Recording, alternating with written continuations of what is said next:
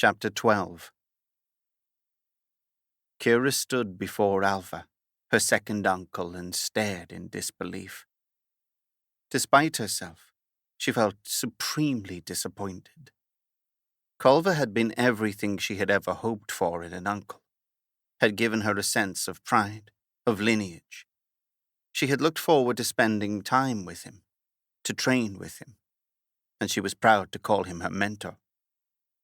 But this boy before her, Alva, hardly 4 feet tall, looking ancient, puny, sitting in a tree, appeared to be no mentor, no warrior, no sorcerer, wizard, or monk, no all-powerful being whom she had imagined would teach her everything she would need to know to become the greatest warrior of all time. Instead, there sat a mere boy, younger even than her little brother Aidan, smiling down at her mysteriously, his face covered, prematurely aged. She felt as if she were being mocked. Had she crossed Escalon for this? To train not in the famed Tower of Ur, but rather here in the woods with a boy? Kira felt like crying. She also hated that this strange boy was her uncle, that she shared a bloodline with him. She had to admit she felt ashamed. It made her wonder about herself. She didn't know what to say or do. She wanted to flee this place, to go back to the tower, to pound on the doors until a warrior let her in. Someone she could respect, someone who had the power to teach her, to help her master her powers. She felt as if she were wasting her time. "You are ready to leave," Alva observed, his voice like a child's, still smiling. "You are tense. Your hand rests firmly on your staff, and you think of the bow on your back, the wolf, and Andor at your side. You think of returning to the tower, perhaps even of returning to your father." Kira reddened as he read her mind perfectly. She felt violated. She had never experienced anything like it before. A long silence fell over them. "I mean no offense," she finally said, "but I have crossed Escalon to train. You are half my age and half my size." She expected him to take offense, but instead, to her surprise, he still smiled. "And yet," he said, sitting on the branches cross-legged, looking down at her, "I have lived centuries longer than you have." She frowned, confused. "Centuries?" she asked. "I don't understand. You look so young, and you look nothing like me." Culver stood at the edge of the clearing, patiently awaiting Alva's command, and Kira looked from Culver to Alva, her 2 uncles, saw the stark difference in appearance between them, and wondered how they could both share her bloodline. "We don't choose our relatives," Alva replied. "Sometimes family can disappoint us. We search for pride in our ancestors, pride in our relatives. But this pride is meaningless. The pride you seek must come from within." Kira shook her head, feeling overwhelmed. She wanted to discount this boy, and yet, as she stood there, she had to admit she sensed a tremendous energy coming off of him, a power she could not quite grasp. "I must return to my father and help him," she said. "Maybe you are helping him," Alva replied. "Right now, by standing here." Kira was perplexed. She had no patience for riddles. "I haven't time for this," she said. "I must train."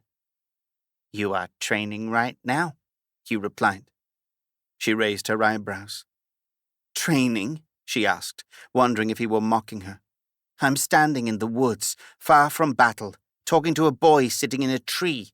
Is this training? Can you teach me to wield a staff, to fire arrows, to become a great warrior?"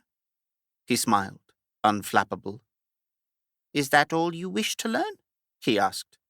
"I can teach you far more than that." She stared back, wondering. "Those things of which you speak are trivial," he continued. "They have little to do with true power. Any warrior can wield a weapon. What I teach is far more than that." What I teach is the source behind the weaponry, the hand that wields the sword, the spirit that guides the hand. She stared back, not understanding what he meant. She did not know what to say or feel. I thought, she began, then trailed off. I thought you would lead me to my mother, that if you were my uncle, you would reveal who she is, who I am. He closed his eyes and shook his head, his smile beginning to fade. Too many questions, he replied. Questions that cloud you. You are full of demands, from myself and from the universe. Sometimes the universe is not ready to yield answers. Your mother understood that. Kira tensed at the mention of her mother. You knew her then? Kira pressed. He nodded. Very well indeed, he replied. We both did. Kira looked to Culver, who nodded back. And what was she like? She asked, so eager to know. Alva opened his eyes and looked down at her, a twinkle in his eyes. Just like you. Kira felt a flood of excitement at the thought, eager to know more. Tell me more. He closed his eyes and shook his head. Release all questions and demands, or you will be unable to train. Let go of everything you have, everything you are. Kira stared back, unsure. I had expected to arrive at a place with a great training ground, she replied, with great warriors to train with. He shook his head. Still fixed on illusions, he replied. I offer you much more. I offer you this, he said, and spread his arms wide. She looked around and saw nothing but trees. What is this? She pressed. You do not see the trees before you, he replied sadly. Kira could contain her impatience no longer. She felt sure she was being tricked, that she was being tested, that this was all somehow part of her test. I do not wish to offend you, she repeated, but my time is short. I cannot let my father die out there while I stand here wasting time. Kira turned, hurried across the clearing and mounted Andor. She directed him toward the woods and prepared to kick and ride off, unsure where she would go. Anywhere but here. Yet as she prepared to ride off, she looked at the woods before her and was shocked. Instead of trees, she saw rolling hills shining in the sun. She saw gold and silver castles, a fantastical landscape of waterfalls and rivers and lakes. She saw a place unlike anything she had ever seen. Behind it, she saw a massive army, all black, forming on the horizon. Then the landscape changed, and the woods reappeared. She spun back around, her heart pounding, unsure what had just happened. Alva raised a hand, and as he did, Andor, to her shock, suddenly sat. Kira studied Alva in awe, and finally began to realize just how powerful he was. She realized finally that she had met her true teacher. What was that vision I saw? She asked. Then, hesitant, Who are you? She asked, her voice barely above a whisper. He smiled wide. Soon, my niece, he replied. You shall find out.